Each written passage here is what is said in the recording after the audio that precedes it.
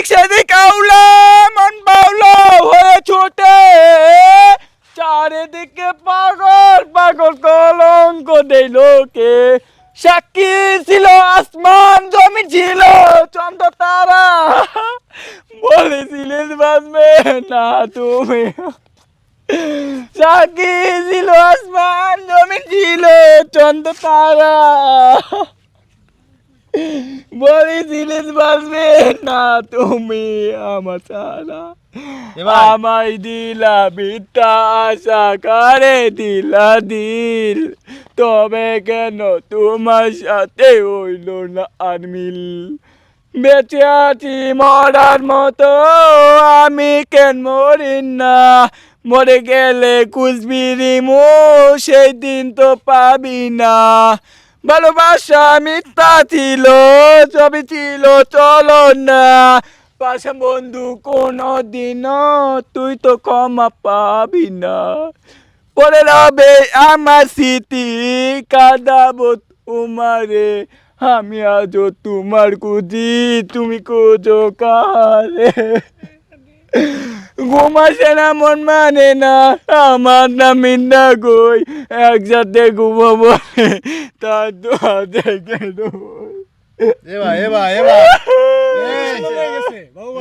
পাগল ঠাকুর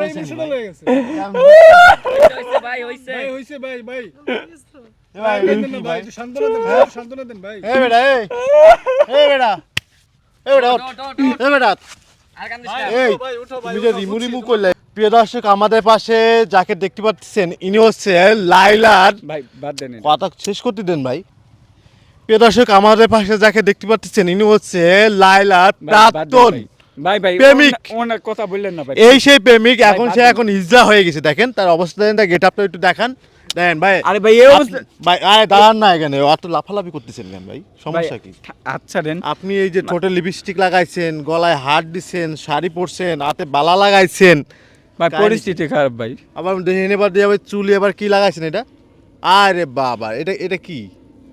এটা আবার কি লাগাইছেন ভাই? এটা ভাই এটা ক্লিপ। ক্লিপ? হ্যাঁ ক্লিপ লাগিয়েছেন আমাদের লায়লার আপার প্রাক্তন প্রেমিক ডিজে শাকিল।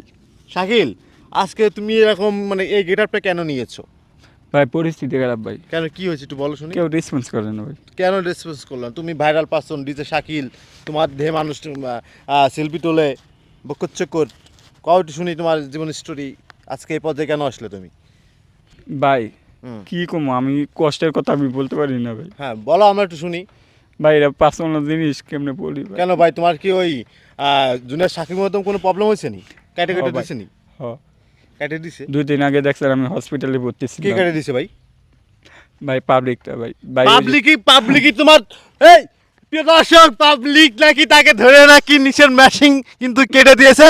জুনিয়র সাকিব যেমন টুনটুনি ছাড়া সাকিব হয়ে গেছে, এখন কিন্তু ভাই, ডিজে বাদ দেন শাকিল ভাই। কিন্তু ভাই, টুনটুনি বাদ দেন। ছাড়া কিন্তু সাকিব হয়ে গেছে। আপনারা কিন্তু দেখেন ভাই এইসব বাদ দেন ভাই, এসব বলবো না ভাই। আমি পরিস্থিতির শিকার ভাই। আমি হ্যাঁ? রামপুরা ব্রিজ থেকে এই ঘটনা ঘটছে রাত 1টার সময় ভাই। হ্যাঁ, কি হয়েছে পুরো স্টোরি কও, আমরা শুনতে চাই।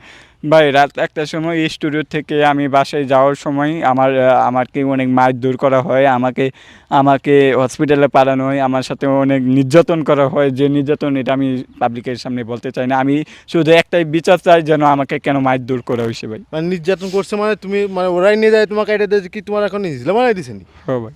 মানে তোমার একটা আর আচ্ছা ভাই, ওই যাই চিপাই পরে- দাও পরে কথা না বলি না, ভাই। চিপাই নিয়ে যায় তোমার কিছু করছে নি?